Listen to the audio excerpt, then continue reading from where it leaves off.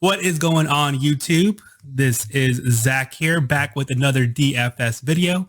And today we are going over the Masters for this weekend. Super excited to have the Super Bowl of golf back again at its normal time. As we all know, the Masters occurred just 6 months ago where Dustin Johnson just went absolutely nuclear. But we are back to our normally scheduled program with the Masters happening in spring. So I know Draftkings has a ton of contests for this weekend. A lot of Millie Makers. I think I saw 3 separate Millie Maker lobbies already. A lot of big contests out there for the Masters. So yeah, I'm really excited to go ahead and jump into this weekend and go help everybody kind of dissect the slate, figure out where to go. So if you are new to my channel, first of all, please hit that like and subscribe button. That really helps this channel grow and reach some more audience out there. But what I really try to focus on this channel is just making manual build lineups. I don't really like using an optimizer. So I do like to just identify players that I'm going to use in my manual build lineup. So usually like with MLB or NBA, I usually do try to make one single lineup and run that across different large max entry GPPs, single entry GPPs, cash games. Same thing with MLB. But when it comes to golf and like NFL, UFC, things like that, I do still manually build, but I do try to build, maybe 2 to 3 different lineups. And I can tell you already, I'll be building 3 lineups for this weekend because I think there's a lot of course, the Masters, right? All the top players are there. So there's a lot of different ways you can go. But I'll probably be using the same approach for my build for each one of my lineups. And I'll go over that a little bit deeper in the video. Yeah, again, if you're new, welcome. And please hit that like and subscribe button. It really helps out as I try to grow this channel with more content. So let's go ahead and dive right into the Masters. So first of all, talking a little bit about the course. So of course it is, of course it is held in Augusta, Georgia. It's going to be a par 72 sitting at 7,475 yards on bent grass greens. A key difference that I've been seeing and looking at when analyzing the slate is that the greens are a lot firmer than they were back in November. And as such, they're going to be playing a lot faster. And as a result of that, we should expect some much tougher conditions on the green and around the course. And so we want to try to identify players that have a higher ball flight path on their approach shots, because that's really going to help minimize the effect of those fast rolling greens. Again, we're probably not going to see a -20 score like we saw DJ take it last Masters tournament. But yeah, that's something to really call out, to expect some higher scores and tougher competition this go around. So really excited to see how that plays out this weekend. So the field, so 88 golfers. The Masters has a little bit of a unique cut line element. So the top 50 make the cut, but every player within 10 strokes or 10 shots of the leader will also make the cut. So you have a higher percentage of players making the cut than you normally would, like in a normal golf tournament, where if you have 144 person field, maybe only the top 65 or whatever make the cut. This one, you have more than half of players making the cut already, with the possibility for more if there are a tight leaderboard, right? And so having a 6 for 6 lineup, or at the minimum a 5 for 6 lineup, is going to be really key, even more important than usual, because naturally a higher majority of DFS players are going to have 6 for 6 lineups with a higher percentage of players making that cut. And so definitely want to identify players that are going to make the cut and move on to the weekend, with of course the upside of placing really high in the leaderboard. So again, just something to call out if you're unfamiliar with that Masters tournament format and the cut line. Something a little bit different and unique than your normal golf tournament PGA event each other weekend. So go ahead and just dive right into my favorite plays. So starting out with my favorite favorite star players. These are going to be players priced $9K and above. And there are a lot of studs I like here. There are some notable names missing off my list, and I'll go into that here in a little bit. But the way I'm approaching my build for each one of my 3 lineups, I think I can easily fit two studs on this list and then fill out the rest of my lineup with some of my other players I like. But I think a two stud approach is probably where I'm going to go. I think it's very, very doable. So just starting out at the top, Mr. Jon Rahm. Having you know, one of the top 5 golfers in the world, priced at 11K, right under Dustin Johnson at 11.5. Jon Rahm, there was some risks. You know, people were concerned his wife was due with their kid. He already had come out and said that, you know, if his kid was born, he would for sure leave the tournament, as you know, probably any father would do. But his kid was born healthy. Congratulations, Mr. Jon Rahm, and so he will be there for the tournament in full force. And I do like Jon Rahm here at 11K. I'm not really interested in getting any at DJ at 11.5. I just don't like him at that price point. I think the $500 savings from Jon Rahm is probably the top stud that I would go on this list. Sorry, taking a little sip of this Topo Chico hard seltzer. Really, really refreshing, actually. But going into my second favorite stud, or second stud on this list, probably my favorite stud on the slate, is Mr. Bryson DeChambeau. So very, you know, polarizing player, as everybody knows. You either love Bryson or you hate his guts.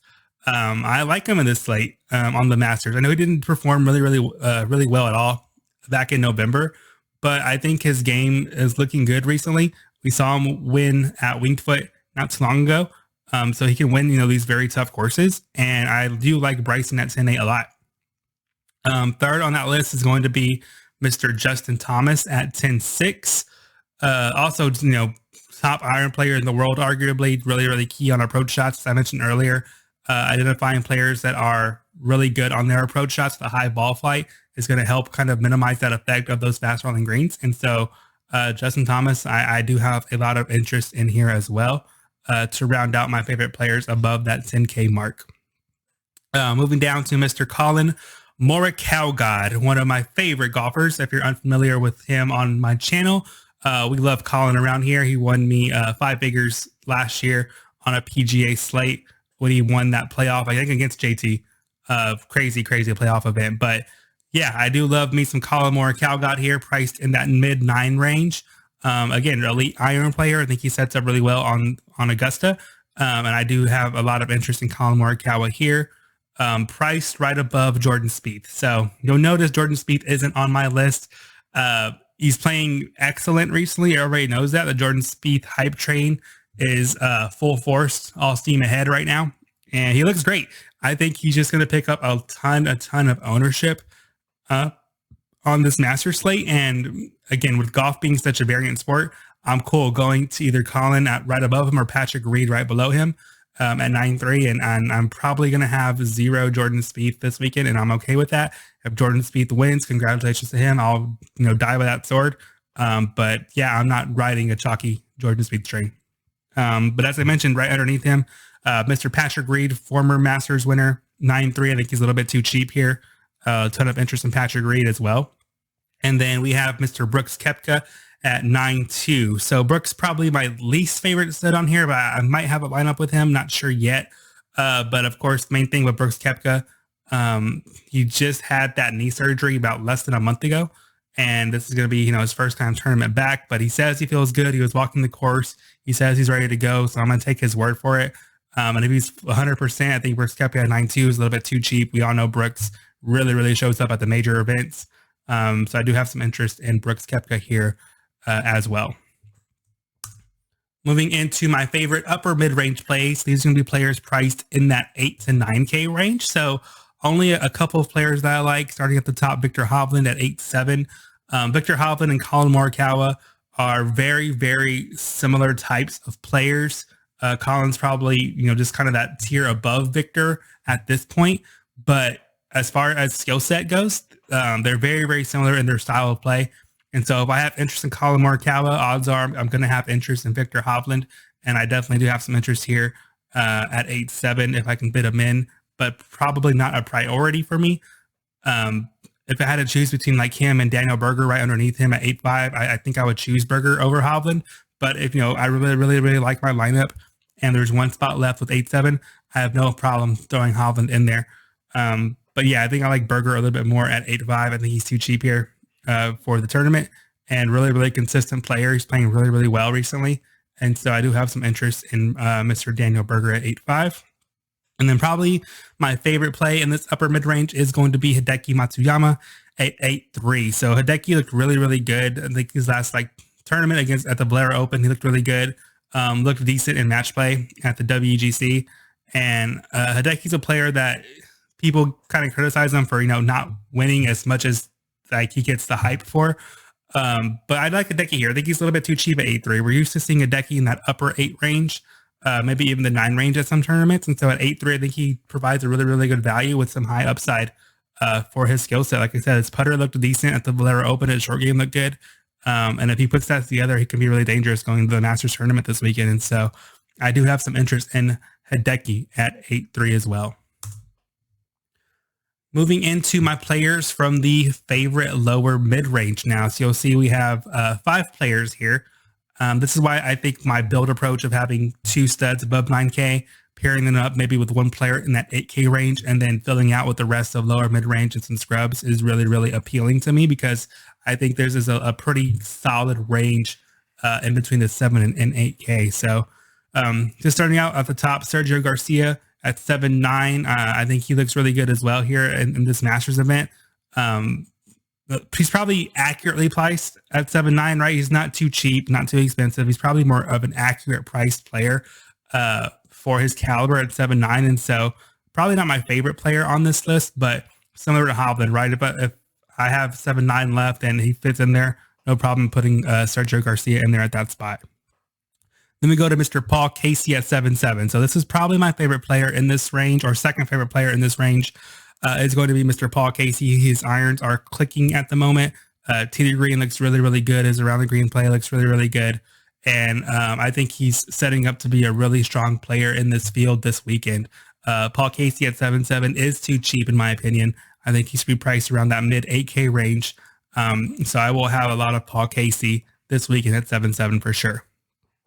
Going underneath him, we have Joaquin Niemann and Abraham Answers. This is Niemann's first or second Masters event, so not too much experience, but I'm a fan of Joaquin Niemann, right? I think his play is his style is borderline elite to me, and I think if he can take that next step up, I think he'll be a really dominant player here in the upcoming years. But him and Answer priced at the same at 7.4. I like them kind of both the same.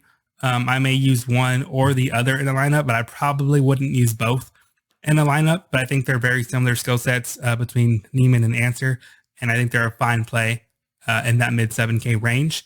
And then rounding out the 7K range, we have Max Homa at 7,100. So Max Homa is probably either my favorite or second favorite play in this lower mid range. I think he's way too cheap. He's been playing excellent lately.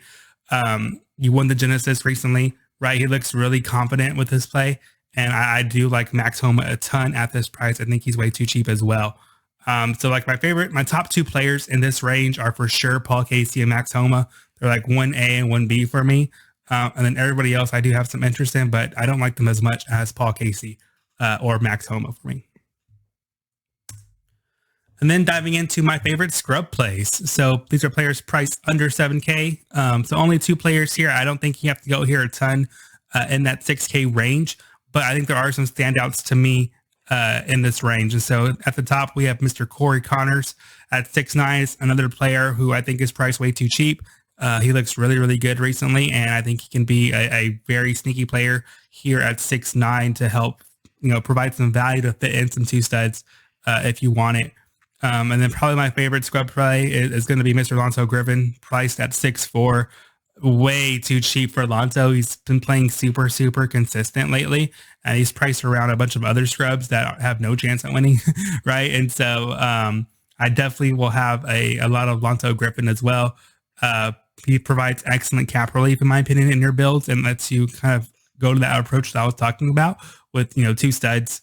Lonzo really helps that approach in that build, and so I just think Lonzo is way too cheap for the consistency that you're going to get out of him. And as long as he makes the cut, he's going to get you a really solid return on that 6'4" price tag. So yeah, definitely sign me up for some Mr. Lonzo Griffin to round out my Masters picks. And so That's what I got for y'all. As always, please like and subscribe this video. I'm actually going to be traveling to Florida this weekend, so I was trying to see how far away I would be from Augusta, Georgia, to take a drive up there, but a little bit too far from where I'll be in Florida. So wish I could be there, but I will definitely be tuning into the Masters. Hope this video helps y'all make some manual build lineups. And again, if you like this content, please like, comment, subscribe, all that good stuff. Help me grow this channel, get some more content out there. I will have some MLB and baseball videos coming out shortly, probably this week as well, for any MLB players out there. So thanks a lot, guys. Good luck this weekend.